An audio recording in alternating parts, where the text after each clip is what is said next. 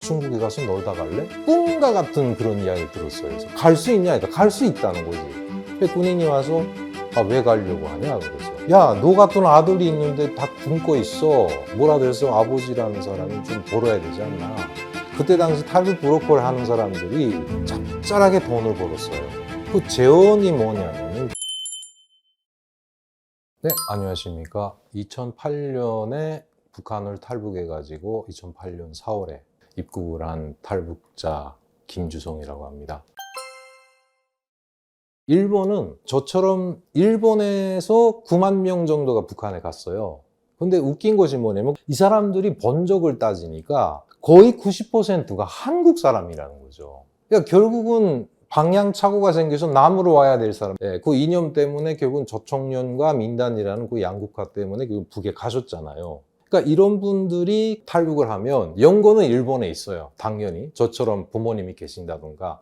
근데 일본 자체가 진해가 일제강점기 때 끌어다 놓고 실컷 고생을 시키고 그 다음엔 김일성이가 북송사업이라는 거 열어놓으니까 또 쫓아낸 격이나 갔거든요. 근데 그랬다가 탈북을 했어. 그러면 연고가 한국이 아니라 일본에 있기 때문에 일본 영사관이 연계를 가지면 일본은 망명을 안 받아들이는 나라로 유명해요.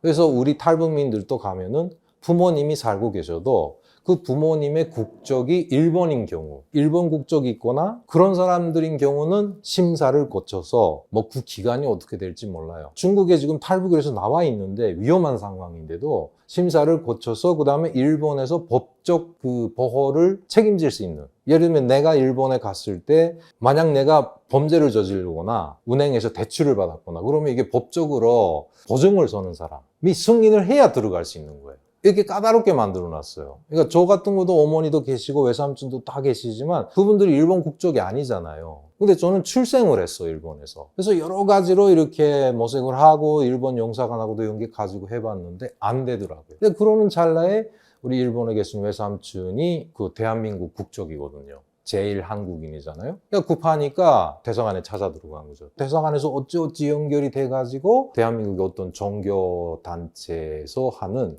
그런 탈북 라인이 있었어요. 그 브로커를 타서 한국에 오게 된 거죠. 북한 주민들이 취약점이 뭐냐면 안 알려줘요. 그 제도 자체가. 그러니까 무서운 거예요. 결국은 저 같은 경우도 보면은 탈북이라는 거 꿈에도 생각을 못하고 평생 여기서 갇혀 있어야 되니까 했는데 제가 살던 지역이 황해도라고 해서 한국하고 가까운 접전 지역이잖아요. TV가 나오는 거예요. 한국 TV가. 이게 대북 방송이 90년대부터 시작됐어요. 그래가지고 나가니까 북한 주민들이 상당히 많이 보게 된 거죠. 탈북자 아가씨들이 나오네, TV에서. 그 한옥정 씨라고, 탈북민인데 지금 가수 하셨댔어요. 달래음악단이라고 해서. SBS 다큐멘터리에서 나온 거예요. 근데 얘네들이 추석 때인데 아버지랑 부모님들이 북에 계시잖아요. 여기서 부모님들 떨어져 있으니까 차례상을 차려가지고 한복을 곱게 입고 절을 하는 거예요. 가장 충격적이었던 건 뭐냐면 지금 아버지가 북에 계세요. 전화하는 거예요. 야, 이건 뭐야? 얘네들 어떻게 갔지? 그 다음엔 두루두루 알아보고 북한이 한때 외화를 본다고 해서 외화벌이 바람이 불어서 각 곳에 회사가 생기고 중국 상대로 해서 무역을 하다 보니 돈 좀 벌어보자 해서 북한에 공인된 어떤 군부대의 무역회사하고 내가 돈 될 테니까 너네 좀 벌어줘. 그래가지고 5대5 하자. 그러니까 얘네들이 뭘 하나고 했더니 서해 쪽에서 병강무역이라고 해서 중국 애들하고 무역을 하는 거예요. 근데 이 무역은 해상무역이라 바다에서 배가 만나서 물건을 주고 돈을 받고 하는 일종의 공인된 밀수인 거예요. 북한하고 중국하고. 그러니까 이거 한데 너도 갈래? 그러면 나 가도 돼? 그냥 가도 된다는 거지. 한 50톤 정도 실을 수 있는 그런 목선인데 중국 거. 그걸 타고 갔어요. 가서 공해상 벗어나서 중국 그 상인들하고 만났는데 조선족 분들이 계시잖아요. 이분은 말이 통하는 거야. 물건을 넘기고 뭐 하고 하다 보니까 중국에 가서 놀다 갈래? 꿈과 같은 그런 이야기를 들었어요. 그래서 갈 수 있냐? 그러니까 갈 수 있다는 거지. 그래서 올라가서 3일 놀다 왔어요. 제가 올라간 곳이 뭐 동항시라는 그런 데인데, 야, 정말 중국이 이렇게 발전을 했나? 음식도 그렇고. 그래서 그때 생각나요. 그 중국 저 바이오가 내가 일본에 친척이 있다 뭐 이래 하다가 너 자주 좀 장사 자기하고 하자. 지가 요구하는 물건 가져라 그러면서 그때 당시 이효리하고 북한의 조명해라 하고 그 애니콜 휴대폰 그거 찍었잖아요. 근데 그 바로 애니콜 그 휴대폰을 주는 거예요, 대방이. 그래서 이거 가지고 있어야 뭐하냐 하니까 아니라고. 그러니까 배를 타고 나서 공해상에 났을 때 이걸로 자기한테 전화를 치래. 그럼 통하는 지역까지 가면은 어느 해구에 있다는 거 알면 자기네가 마중 나온다. 그러니까 이런 일을 하는 사람이 밀수꾼이에요, 한마디로. 저뿐이 아니라 다른 사람이 많았던 거예요. 북한이라는 것도 구멍이 있구나, 이렇게 된 거예요. 그래갖고 그때 그 통역을 했던 조선족을 통해서 아, 형님도 나오세요. 어떻게 나와? 그랬더니 여기 배로 오면 같이 타고 온 사람들이 있으니까 눈이 많다. 그렇기 때문에 두만강 쪽으로 가면 브로커들이 있더라. 그쪽으로 해서 나오면 중국까지만 나와서 전화 치면 자기가 마중 간다. 이렇게 된 거죠. 그래서 함경북도 쪽에 뭐 수소문을 해가지고 줄을 찾았 거예요. 그렇게 해서 탈북을 하게 된 거예요.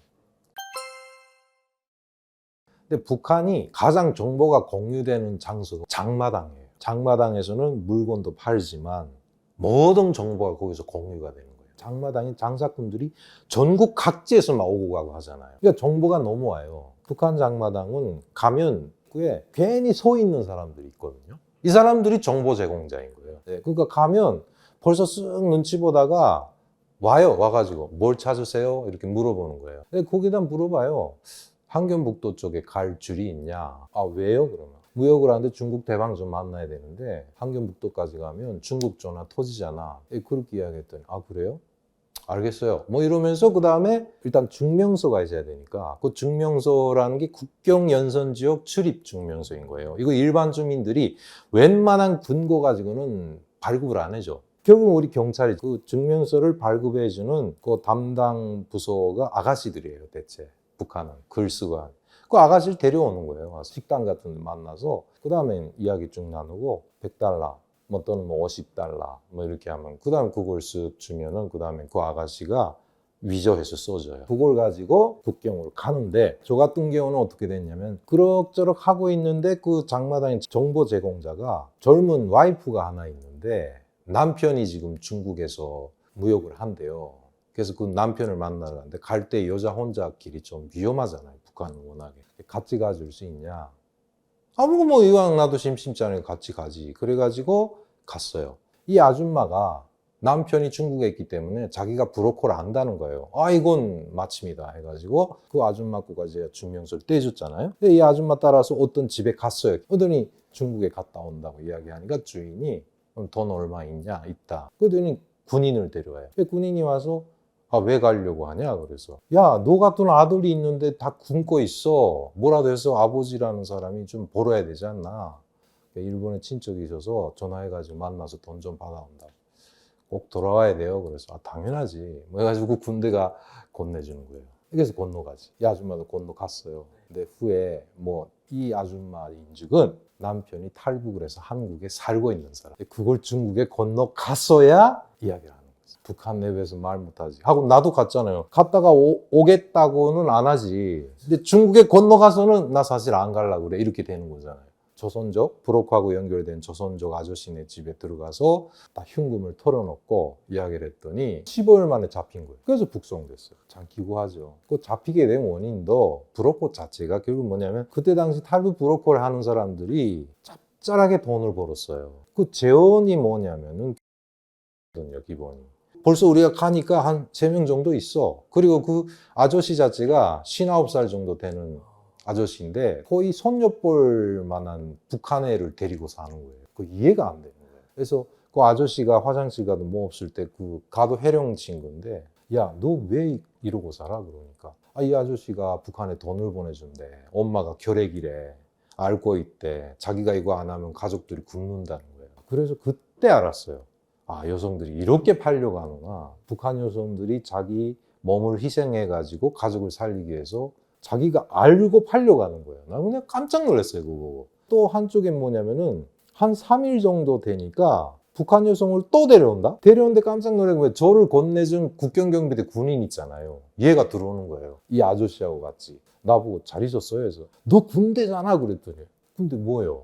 뭐 이러는 거예요. 그래서 너 나보고 돌아오죠? 했더니 아, 그건 국외니까 그렇게 말하지. 너도 안 가려고? 그러니까 자기는 얼마든지 왔다 갔다 하면서 얘는 들어왔다가 그 다음에 중국 물건을 사가지고 또 가는데 뭘 사가냐면 부피가 크면 안 되니까 손목시계, 그 다음에 정통편이라고 해서 아스피린 계열 약이에요. 이게 북한 사람들이 약이 있긴 있는데 잘 안 듣잖아요. 그러니까 중국 정통편이 상당히 잘 들어가지고 한때 막 그 붐을 일으켰었어요. 근데 그거를 그냥 그 배낭에다가 한 두 개 정도 가지고 가서 돈 벌고 이렇게 하는 거예요. 또 떼돈을 버는 게 이거 마약을 가져가. 북한에서 생산된 필로폰이라는 거를 이 군대가 가져가요. 그러니까 북한에 있는 마약 장사꾼들이 군인하고 다 연결돼 있잖아요. 이 군대한테 얼마 넘겨주면 이 군대가 가지고 와서 판. 이러다 보니까 공안한데도 이미 전에 감시에 들어섰고, 그 다음에 이걸 팔아먹고 하는 마약 장사꾼들하고 마찰이 있었어요. 그런 데 들어갔어요. 그러니까 운 나쁘게 잡힌 거죠.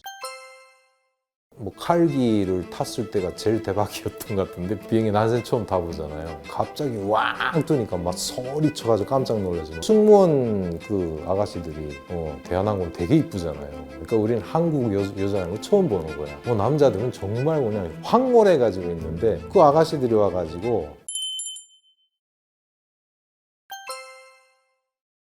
뭐 칼기를 탔을 때가 제일 대박이었던 것 같은데, 비행기 난생 처음 타보잖아요. 그러니까 뭐 어떤 아줌마들 보면은 거기 이 게이트를 통해서 이렇게 쭉 가다 보니까 뭐 그냥 통로를 지나서 의자에 앉다 보니까 이게 비행기에 탔는지 안 탔는지도 몰라요. 그냥 앉으라니까 그냥 일방적인 그냥 사무실이나 그런 회의실에 앉은 것처럼 생각해요. 그 앞에 TV가 있으니까 이게 TV가 있다 어쨌다 뭐 하다가 갑자기 왕 뜨니까 막 소리쳐가지고 깜짝 놀라서 뭐 이런 일도 있고, 비행기가 떴어요. 비행기라는 걸 아는데 승무원 그 아가씨들이 대한항공 되게 이쁘잖아요. 그러니까 우리는 한국 여자라는 거 처음 보는 거야. 뭐 남자들은 정말 그냥 황홀해가지고 있는데, 그 아가씨들이 와가지고 입국 신고서를 쓰라고 주는 거예요. 우리가 주소가 있으면 뭐가 있어요? 없잖아요. 근데 태국에 있는 한국 대사관에서 일단 탑승하기 전에 우리는 일반 게이트로 가는 것이 아니라 그 지하를 해가지고 화물 게이트가 있더라고요. 그쪽으로 이렇게 집체적으로 이렇게 태우거든. 그래서 대사관에서 임시 여권을 떼가지고 여권을 줘서 게이트 통과한 다음에 다시 그 여권 쓰고 해가지고, 일단은 우리 대한항공에 타면 그건 우리 국적기니까 우리 땅이나 갔잖아요. 거기 타면은 제일 뒤에 후미에 거기에 쫙 앉히는 거예요. 뭐 후미고 뭐이고 없잖아요. 우리는 앉아서 가는데 안내양들 승무원들은 몰라요. 일반 한국 사람인 걸로 알아. 그랬더니 이걸 써야 된대 해서, 그러니까 주소 쓰고 뭐 하고 다 써야 되잖아요. 그래서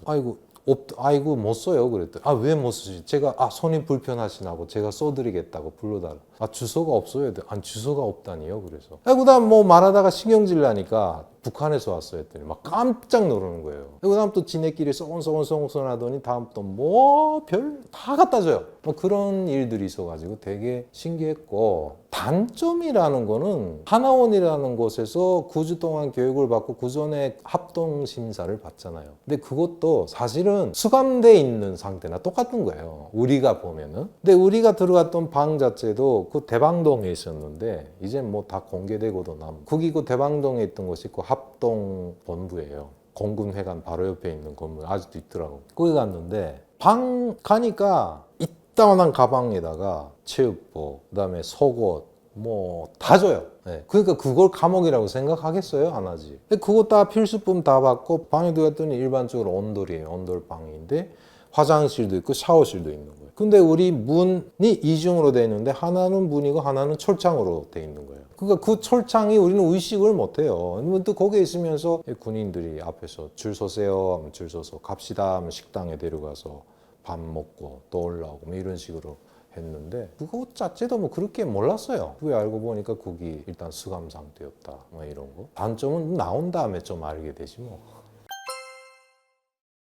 보이브라는 거는 법이 없다는 말 하잖아요. 이게 그런 것이에요. 그래서 보이브 하면 일반적으로 죽은 사람도 입을 열게 한다. 속담 비슷한 그런 게 돌아요. 예를 들면 저와 같은 제일교포들이 정치범 수용소 끌려갔다가 20년 만에 나온 사람도 있고, 그다음에 거기서 죽은 사람도 있고, 뭐 여러 가지 이야기를 다 듣고 있기 때문에 주민들은 보이브 하면 무서워해요. 공포의 대명사인 거예요. 그게 끌려간다? 이제 못 산다. 죽었다. 이렇게 해서 모든 걸 내려놔요. 그래가지고 그 다음에 들어가면 치절받을 때 임시 임시 국민권을 박탈합니다 하고 이야기해요. 그 임시라는 기간이 언제부터 언제까지인지 모르는 거예요. 가장 인상 깊었던 게 뭐냐, 처음에 그렇게 해서 뭐 산골로 들어가요. 산골로. 제가 갔던 데가 좀 특이한데요. 일반적으로 북송된 탈북민들은 국경 연선에 있는 각 지역에 있는 군 보위부에 끌려가서 거기서 치료를 받는데, 저는 왜 그런지 그 따로 국가보위부 직결소라고 해가지고요, 한경북도 정선군이라는 곳에 있는데, 이게 원래 정치범 수용소 자리예요. 완전히 그 심심산골에 있는 곳에 거기로 끌려갔어요. 다른 애들은 그 군보위부 시내가 있는 그런 일반적인 그 시내에 있는 그런 보위부에다 떨궈 놓고 몇몇만은 차에 태워가지고 그 산골로 가니까, 야 이건 진짜 죽이러 가는 줄 알았어요. 그 몇 명이 있었는데 왜 거기로 갔냐 후에 알게 되는 거지. 국가보위부 직결소라는 것은 뭐냐면 아까 말한 한국기도제라든가 간첩 혐의라든가 이런 것이 입증이 된 사람은 끌려가는데, 나는 왜 그러냐면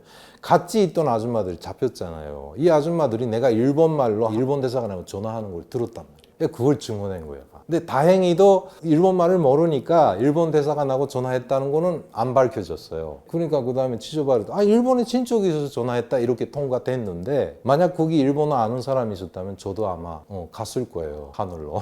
두 번째로 공포스러운 게 뭐냐면, 너는 이제부터 여기서 수감번호로 불린다. 너 이름 없다. 너는 국민권이 없는 물건이야. 이렇게 이야기하는 거예요. 그다음 어마무시해요. 그냥 긴 책상이 있는데 거기에 한 5명씩 앉고 정전이 돼가지고 촛불을 켜어 있으니까 더 공포스러운 거야. 그 정면에 서 있는 소장이라는 양반이 그렇게 공포를 해요.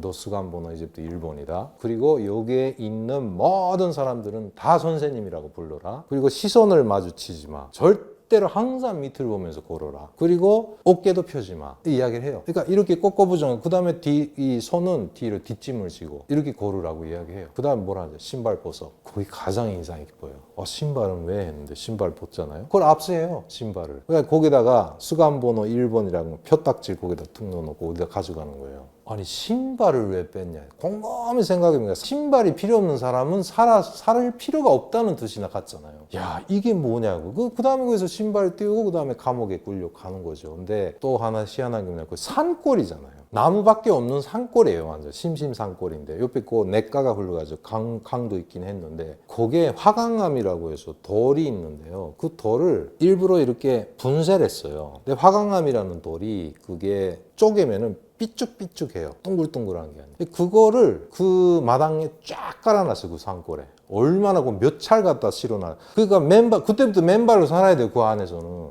발이 아프다. 예, 뭐 지압한 정도가 아니에요. 삐죽삐죽하니까 피가 나고 막 그러지. 근데 그렇게 해서 거기서 사는데 감옥에 끌려갔어요. 일단은 그 감옥 옥사가 따로 있는데 거기 갔더니 조그만 방에다 한 4명을 몰아놓고 옷을 싹 뺏겨요. 벗으라고 그래요. 뭐 팬티까지 다 벗고, 그다음 옷을 이렇게 가운데다 묻어놓고 각자 4명이니까 각 벽을 보고 돌아서서 앉으라고, 무릎 꿇고 앉아 있어. 벽을 보고 이렇게. 그러면 이 극애국 간수 놈들이 와가지고 옷을 다 뒤져요. 돈이 있나, 중국에서 왔으니까 마약이 있냐, 뭐가 있냐 이래가지고 그때 뭐라냐면은 벨트 빼고, 그 다음에 이 단추 다 뜯고, 그 다음에 지퍼 있잖아, 지퍼, 바지 지퍼고 뭐 이거. 아무튼 금속 제품은 다 뜯어요. 그거 가지고 옷을 입혀. 그러니까 바지 줄줄 흘러내리잖아. 그러면 요만한 끈을 줘요. 그 끈 가지고 요 앞에 이렇게 믿고 메고 이렇게 들어가고. 그래가지고 거기에서 수감 생활을 한 6개월 정도 하게 되는데요. 밥은 최소한 줘요, 이렇게. 근데 그 밥이 아니에요, 그거는. 이 썩은 옥수수, 무 뿌리, 배추 뿌리 이런 걸 갖다가 물에다가 던져놓고 흙이 묻은 채로 거기다 소금 쫙 뿌린 것이 그게 국이에요. 그거하고 다야. 그 숟가락을 이렇게 꾹꾹 누르면은 썩은 옥수수하고 썩은 콩이 있어요, 콩.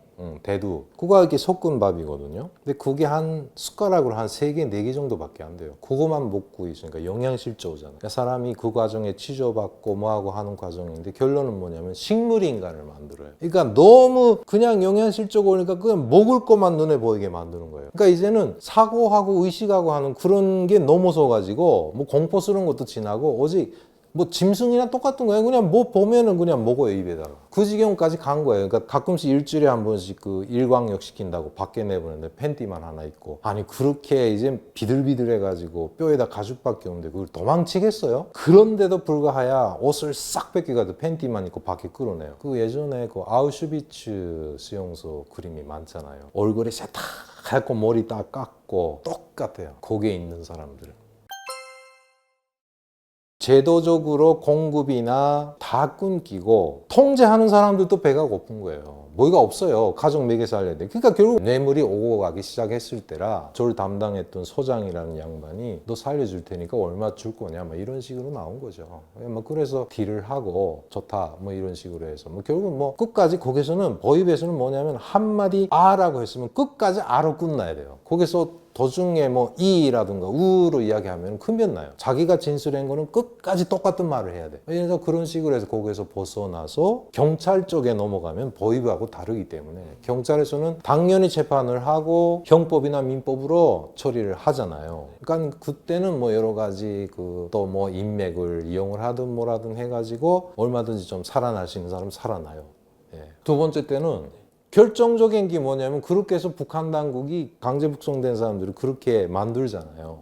그 감옥 안에서 서로 공유를 해요. 또 동지들끼리. 저도 거기서 만난 어떤 청년을 통해서 왜 잡혔냐 뭐냐 하다가 다음번에 자기가 도와주겠다 뭐 어쨌다 해가지고 나와서 다시 그 친구랑 연계를 가져가지고 9개월 만에 집에 와서 그 해에 3개월 있다가 다시 그냥 국경으로 가가지고 또 탈북했어요. 그게 2007년도에 있었던 일인데 2008년 1월 달에 다시 탈북을 했어요. 탈북 과정에 결국은 우리 혼자서 이렇게 단독으로 행동하는 게 아니라 브로커들이 묶어가지고 10명이면 10명, 15명 가는 과정에 중국에서 뭐 길림에서 몇 명, 장춘에서 몇 명 이렇게 묶어가지고 북경에 가서 그다음에 북경에서 쿤밍이라는 곳이 미얀마하고 국경인데 거기까지 갈 때 보면 일행이 한 10명 정도 돼요. 그러니까 이 탈북민들이 각 곳에서 다 왔는데 오는 과정에 보면은 한국하고 전화하는 탈북민이 있어요. 왜 그러냐면 얘네 엄마가 가 있거나 동생이 갔거나 그러니까 이미 전에 한국에 대한 정보는 다 공유되는 거예요. 그러니까 다 설레이지 마음이. 브로커가 그때 당시 보면은 뭐 교회선으로 이렇게 왔다고 해서 제가 그 오는 과정에 보니까 일단 북경에서 만났던 분도 뭐 목사님이라는 말씀도 하시고 한국 분이더라고요. 그렇게 알고 있었는데 북경에 있을 때 일단은 계약서 같은 걸 씌워요. 근데 그게 한국에 가서 정착금을 받으면 350만 원을 주겠습니다. 브로커 비용. 그걸 씌우는 거예요. 야, 그때는 우린 돈이 없잖아. 적수공권인 거야. 근데 그 돈은 어떻게 해요? 그랬더니 가면 한국 정부에서 지원금을 주니까 거기서 돈을 갚아라. 뭐 이런 식으로 다 갖고 거기서 써요. 이 브로커 비용인 거죠. 처음엔 모르잖아요. 그냥 일단은 가보자. 돈 준다니까 주면 되겠지 하고 갔어요. 가서 그 다음엔 하나원도 다 나오고 해서 일반 사회에 저는 서울에 배치받았는데 서울에 가서 임대아파트 착 들어갔는데 이틀 만에 어떤 탈북자 아줌마가 오는 거예요. 근데 이렇게 처음 이렇게 무섭게 생긴 조선족 남자고 오더라고. 근데 그게 남편이래. 들어와서 똥똥 두들겨가지고 누구죠? 그래서 네 누구예요? 그래서 저 브로커입니다. 그 아줌마가. 그래서 말투 보니까 아니 그쪽도 북한에서 왔으니까 그렇대. 일단 들어오세요. 해서 들어가잖아. 돈 받으러 왔다는 거야. 근데 우리가 하나원에서 나올 때 일단 현금으로 250만 원인지 300만 원인지만 넣어줘요. 하나원에 있을 때 다 통장을 만들어주니까. 그 다음에 분기에 한 번씩 뭐 100만 원, 100만 원에서 총 600만 원을 이렇게 받는데 처음에 나와서 보니까 임대아파트 받았는데 아무것도 없잖아요. TV도 없고 뭐 냉장고도 없고 아무것도 없는 거예요. 근데 통장에 보니까 그 300만 원인가 들어왔는데 그걸 다 가져가도 50만 원을 더 줘야 돼. 이건 아무리 생각해도 아닌 거야. 자, 이렇게밖에 없는데 이거 다 가져가면 나 어떻게 사냐? 그래도 그 아줌마가 그럼 얼마 주실래요? 그래서 100만 원만 가져가 먼저 그랬더니 그렇게 하래. 이건 또 뭐야? 그래서 그건 몰라요. 전혀 모르는데 후에 알고 봤더니 진짜 브로커는 몇 명이 안 돼요. 근데 그 브로커가 북한 사람들을 데리는데 제가 8년도에 왔는데 8년, 9년, 10년, 12, 12, 13인가 그때까지 상당히 많이 왔거든요. 그러니까 브로커가 많은데 브로커 혼자서 예를 들면 고객을 끌 수가 없잖아요. 그러니까 여기서 중개업자인 아줌마들이 생긴 거예요. 북한 아줌마들이 자칭 지가 브로커래 해가지고 탈북민들, 탈북한 사람들 그 다음에 북한에 있는 뭐 친척이나 가족들하고 전화해가지고 오겠다는 사람 찾아라. 중국에 자기도 살았으니까 중국에서 있던 인맥을 통해서 중국에서 오겠다는 사람 찾아라. 이 아줌마들이 찾아요. 실제 브로커는 120만 원? 경비가 너 안 든대요 사실. 일단 자기도 좀 이윤을 챙겨야 되니까 그래서 그렇게 하는데 거기다가 이자처럼 100만 원이면 100만 원 뭐 그 이상이면 그 이상을 이 아줌마들이 붙여가지고 우리한테 그 후에 알게 된 거예요. 이건 아니다. 이게 사람 운명 놓고 그러다가 사고 나서 잡혀서 북송된 사람들도 있거든요. 근데 여기 있는 친척들은 먼저 돈을 주거나 이렇게 하다 보니까 여러 가지 문제가 많았어요. 실제로 브로커 하는 사람들이 몇 명이 있는데 이 사람들도 결국은 성공률이 그렇게 100%라고는 말 못해요. 근데 잡히게 되면 끝까지 책임져서 어떻게 해서라도 끌어내는 브로커가 있지 않으면은 나 몰라라는 브로커도 있기 때문에 브로커들은 실제 보면 중국에 있는 조선족이나 그런 자기 인맥을 통해 가지고 그런 사람들하고 같이 합심을 해서 하거든요. 그래서 돈을 다 같이 먹어요. 직접 활동하는 브로커는 몇 명 없어요. 담이 큰 거지. 잡히면 무조건 북송이잖아요. 이런 곳에서도 역시 여성들에 대한 관점이나 개념이 존중이 안 돼 있어요. 이쁘다 싶으면은 야, 너 우리 방에 와서 좀 둘이 있기 때문에 결국은 저녁 늦게까지 그런 일이 벌어져요. 그걸 항의를 못 해요. 감히 어디다 대고 당간부한테 그런 일을 당했다. 누구한테 이야기를 해요. 다 묵살시켜요.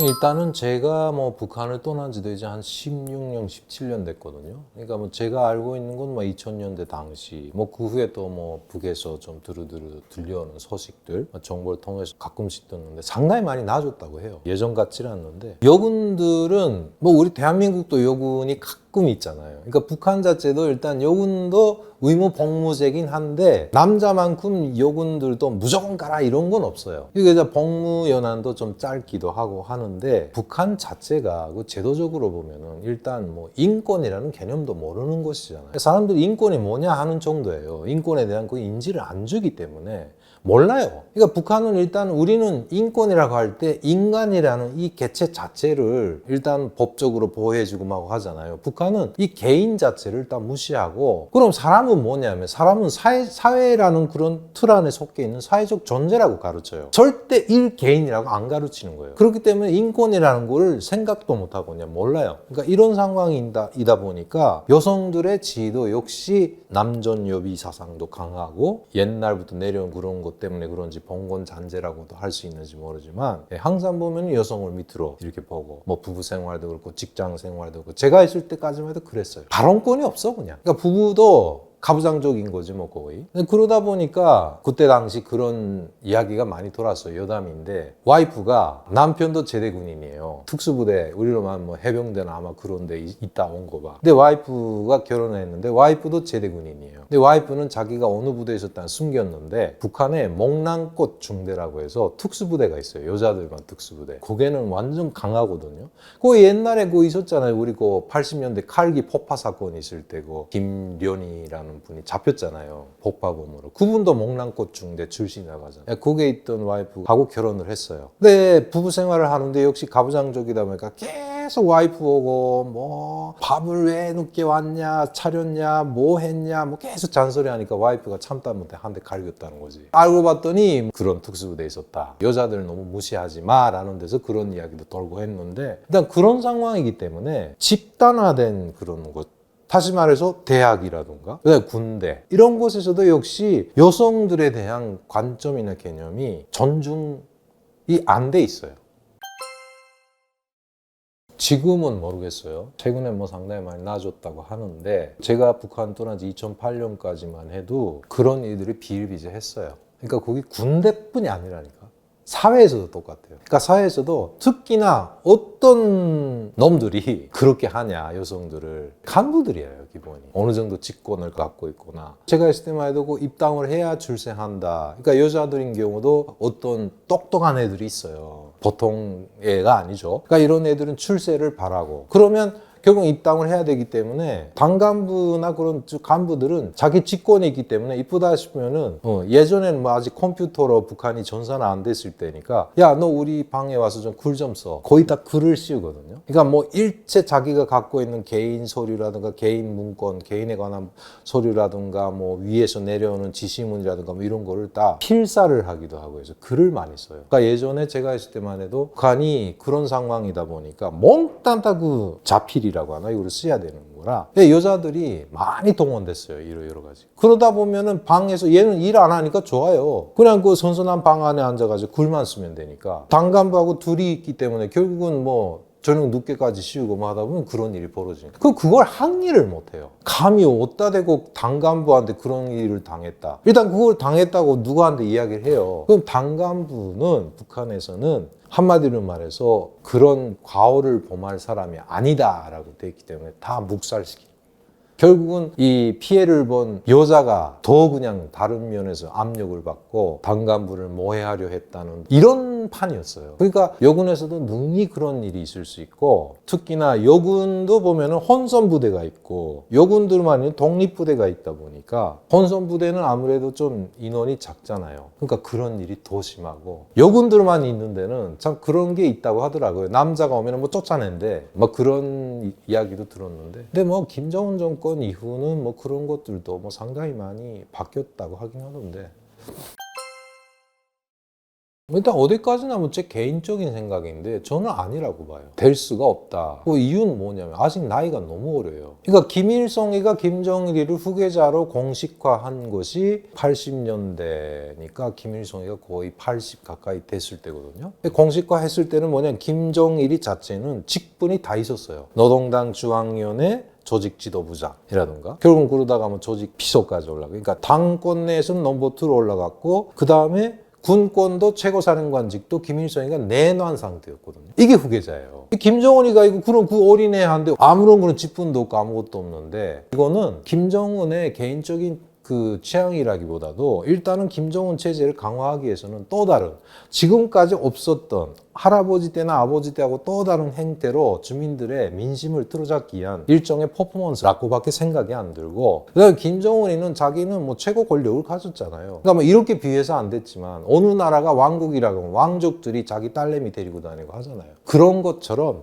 잘난 척 하고 싶고, 다만 또 딸이 이쁘고, 아니 공부할 나이인데 그거 붙어 다니잖아요. 이건 정상이 아니에요. 그러니까 그런 면에서 후계자로서의 김주애의 모습은 아니라고 봐요. 뭐 김주애가 언제 어른이 돼가지고 그 후계구들 받고 하고, 또 워낙에 남정여비가 강하고 가부장적인 그런 데인데 여자한테 정권 넘긴다? 절대 없다고 봐요, 나는.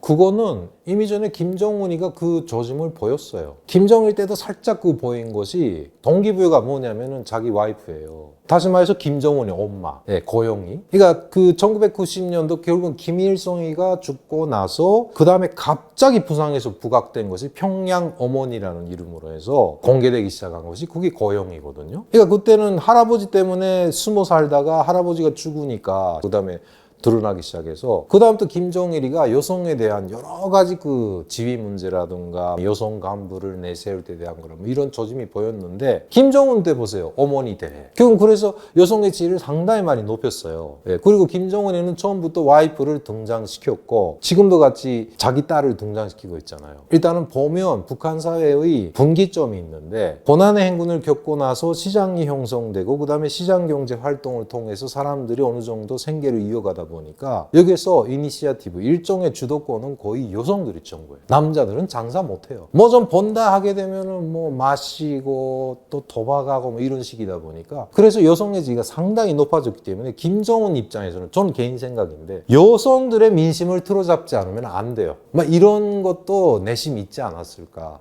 그러니까 만약에 김주애가 된다면, 저는 절대 안 된다고 생각을 하는데, 된다고 하면은 뭐 그렇다고 해서 뭐 남성들을 무시하거나 그런 건 없지만, 뭐 일단은 그렇게도 추이할 수 있는 문제죠.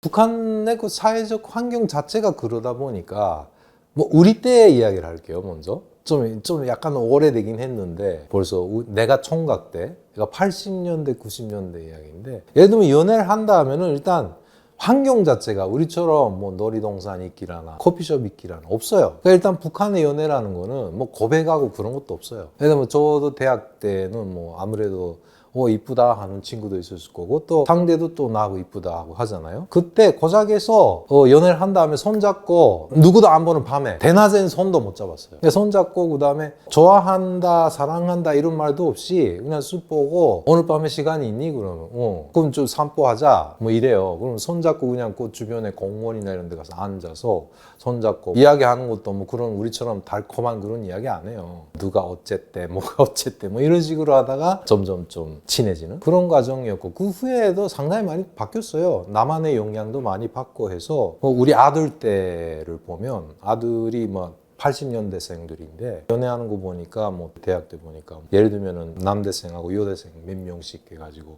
커플 찍고, 그야말로 생일이다 하니까 부모님들 다 나가라 그래요. 지네들만 있겠다고 하고. 근데 그때 당시 그 아들이 하는 거 보니까 생일날 초코파이 팔잖아요. 초코파이 케이크를 해가지고 뭐 이렇게 싸서 하고 뭐 비슷이 따라가긴 하더라고요. 근데 문제점은 여러 가지 많은데 한국처럼 좀 더 깊이까지는 못 가잖아요. 너무나 제한된 게 많아. 쉽게 말해서 모텔도 없어요. 숙박업소가 없어요, 거기는. 그러니까 대자연으로 나가는 거야. 산으로 바다로. 이런 차이죠.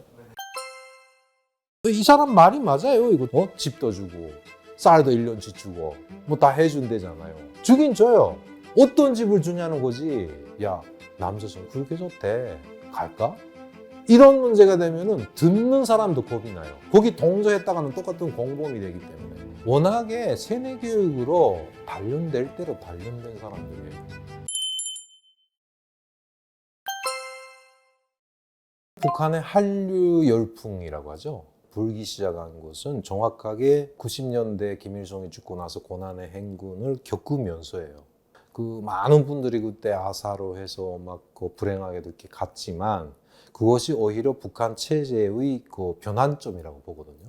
네, 그 아픔을 겪었기 때문에 결국은 주민들이 시장을 형성했고 여러 가지 시장 활동을 하다 보니까 물류라는 것이 생기고 예전에는 뭐 제도적인 그런 공급 외에는 없었단 말이죠. 북한은 개인과 개인 간의 상적 행위는 상적 행위라고 그래요. 장사하면 안 돼요.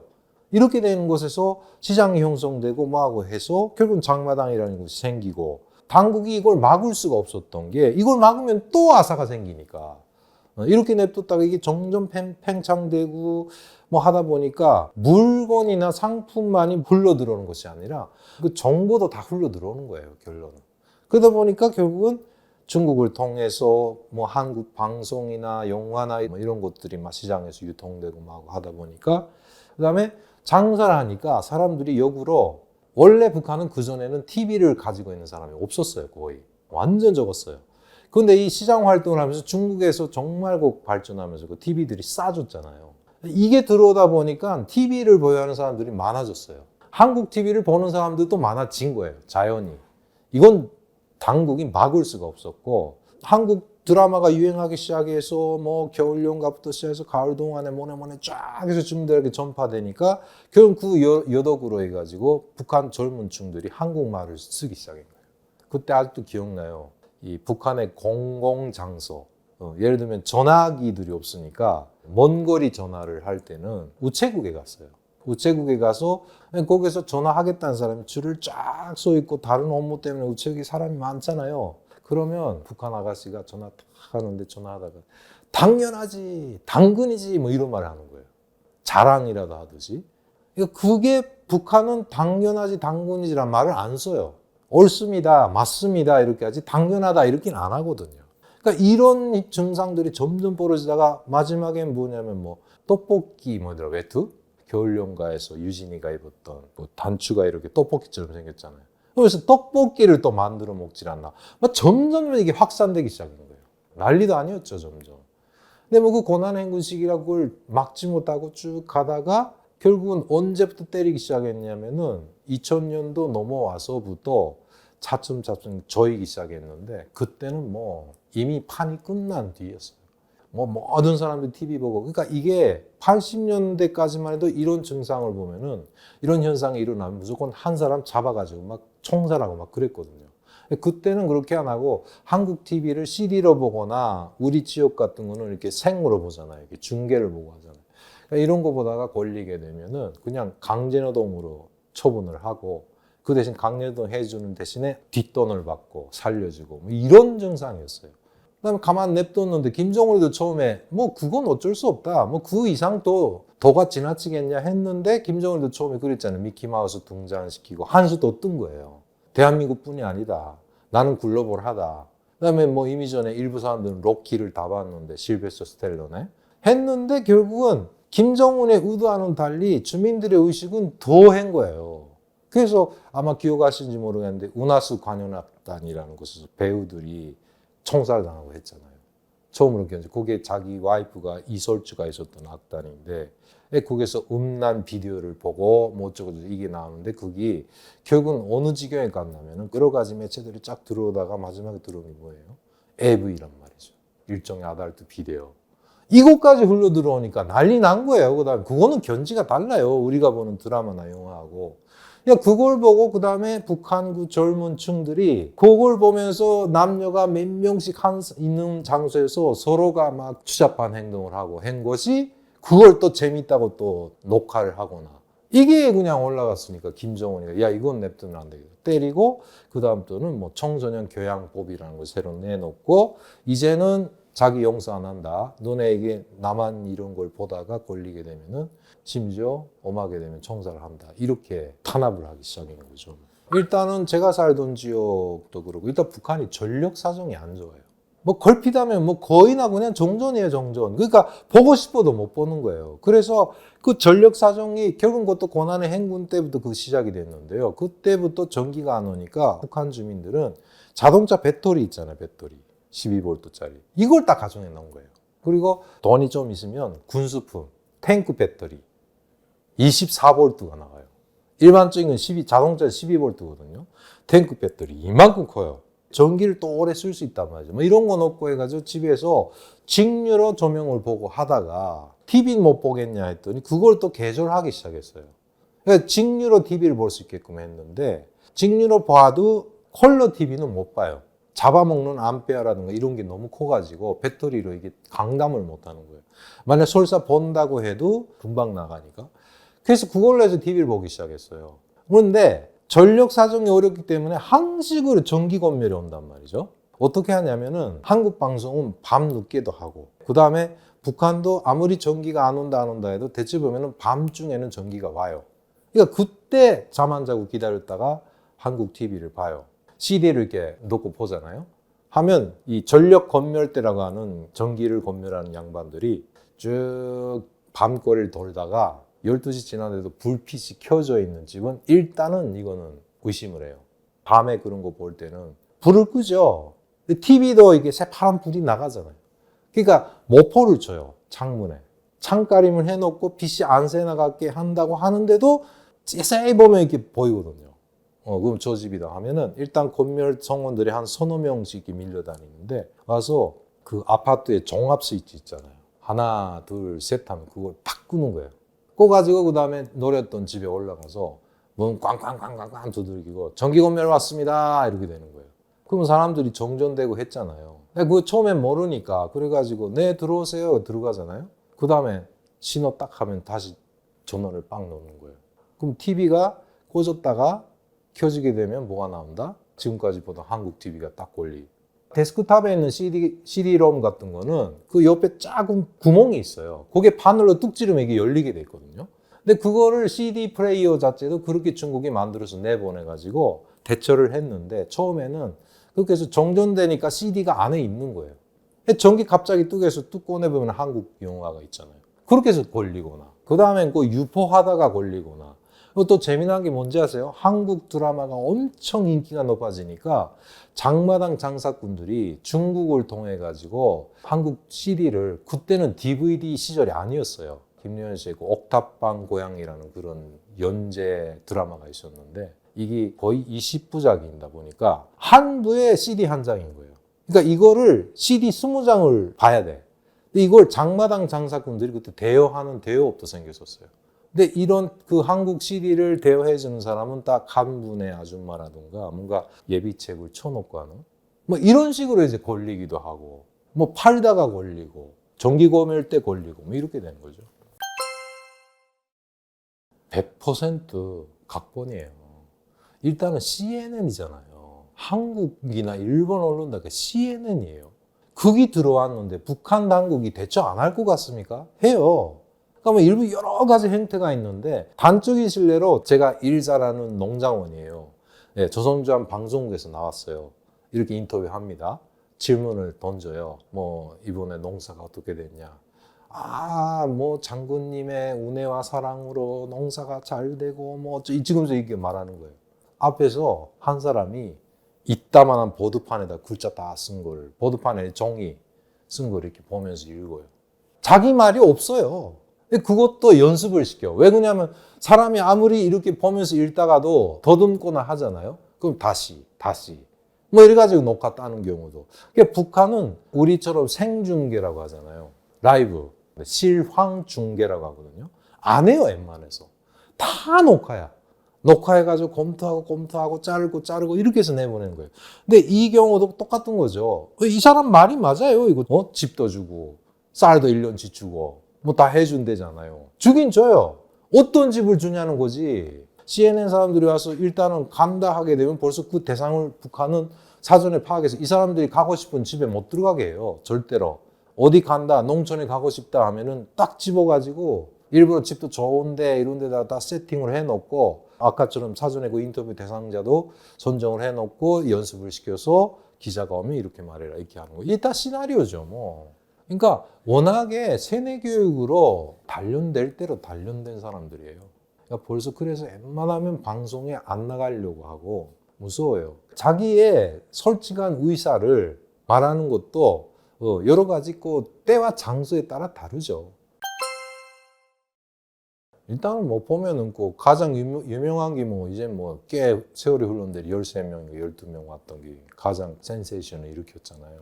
그때 그 사건 자체가 그래요. 뭐 일단은 일부는 빠져나왔다고 하는데 그 친구들 13명 중에 부모님이 뭘 하냐에 따라서 또 생각이 바뀌어요. 예를 들면 아버지가 간부예요.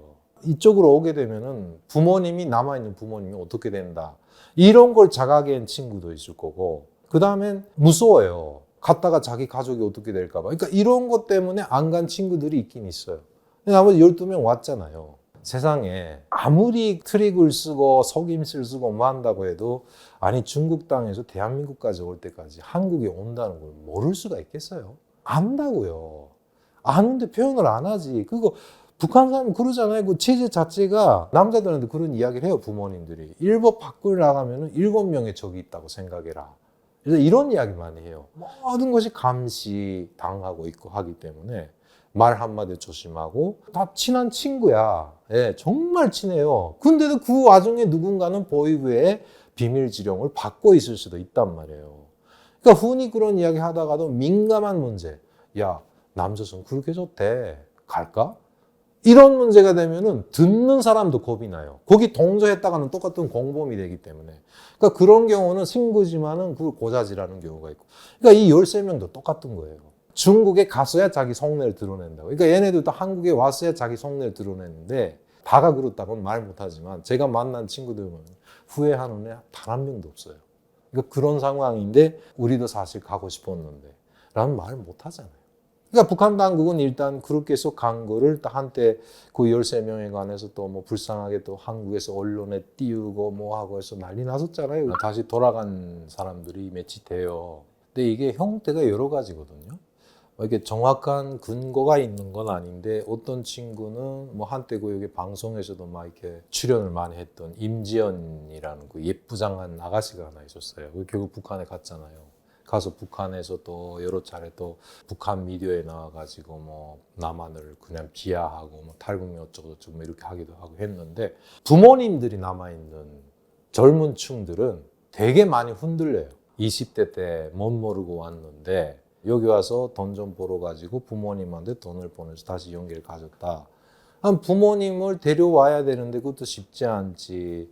가끔씩 뭐 명절 때나 이런 데 외로움을 많이 타잖아요. 그러니까 일단은 부모하고 전화를 해요. 그러면 거기서 부모 목소리 들으면 보고 싶으니까 가고 싶은 충동도 생기고 막 이런 데다가 후에 또 북한에 아까 말한 보위부가 또 가만 안 있어요. 예, 탈북민들 그 연고 가족들 잡아다가 그런 장난을 많이 치거든요. 중국 휴대폰을 가지고 한국하고 전화하다가 체포되게 되면은 결국 불게 돼 있거든. 사실은 딸이 있습니다, 아들이 있습니다. 그냥 돈 보내온다. 좋다고 돈 가져라. 일부만 내가 뺏겠다. 그 대신에 너 키우기만 해가지고 딸이나 아들을 오라고 해라. 뭐 이런 게 알고 모르게 많아요. 제가 아는 거 가장 슬펐던 이야기가 뭐냐면은 여기 와서 탈북민 청춘 남녀가 만나서 결혼을 했어. 열심히 일하고 뭐하고 했는데 한계가 있거든요. 역시 열심히 그러면서 살고 있는데 양쪽 부모가 양가 부모가 다 북한에 있는 거예요. 그러니까 둘이가 여기서 애를 둘 낳고 살고 있는데 역시 저기다가 송금을 해줘야 되잖아요. 그런 것 때문에 하다가 부모님들이 보위부에 그 덫에 걸린 거예요. 그래가지고 야 용서해 준단다 오라. 꼬득이니까 얘네가 결국 못 견디고 애를 둘. 그때 갈 때 당시가 큰 애가 2살이고 뭐 작은 애가 1살이 되나마나 했던지.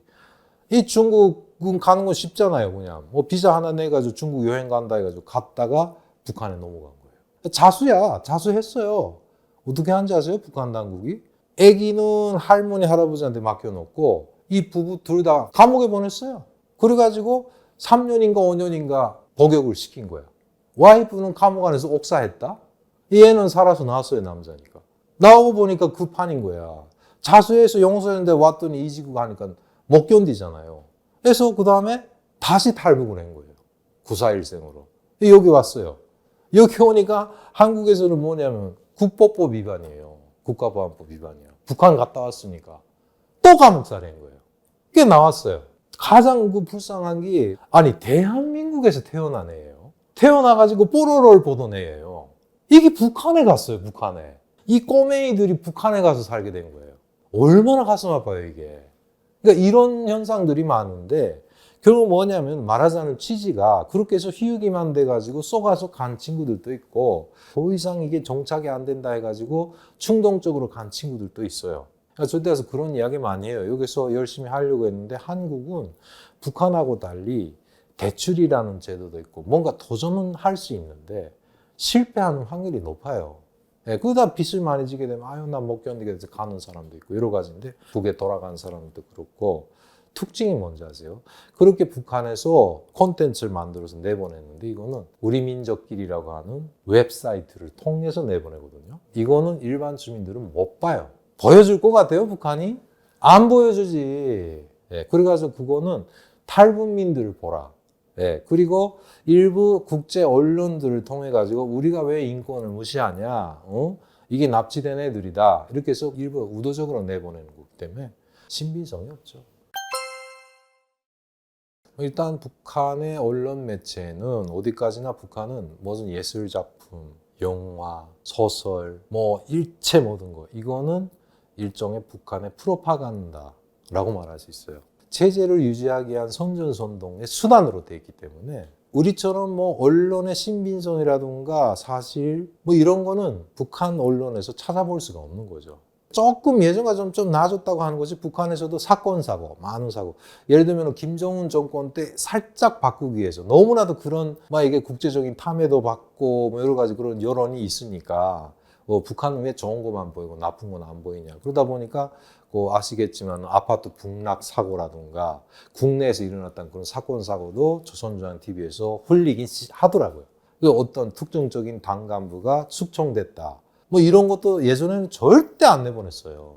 긍정적인 기사만 실었지. 그런 것들도 내보낸 거 보니까 살짝 바꾸긴 했는데 한계가 있는 거기 때문에 북한 언론 매체는 어디까지나 그들의 체제를 유지하기 위한 수단이다. 진실성은 없다고 저는 봅니다. 제가 또 오늘 여러 가지로 이야기를 했는데 북에서 33년을 살아온 결과 체제로 보나 제도적으로 보나 우리 대한민국은 너무나도 차이가 나고 그곳에서 살아봐야만이 알 수 있는 이런 걸 또 우리 대한민국 국민들도 좀 더 깊이 깨봐야 아는 거잖아요. 그래서 앞으로 방송을 통해서 좀 더 심도 있게 북한에 대한 본질을 알게 되면 기만당하지 않죠. 뭐 그런 거 있잖아요. 일부 뭐 평양 갔다 왔는데 평양도 잘 살더라. 과연 그 잘 산다는 것이 어떤 의미인지 하는 걸 다시 음미할 수 있는 이 영상을 통해서 그런 기회가 됐으면 좋겠습니다.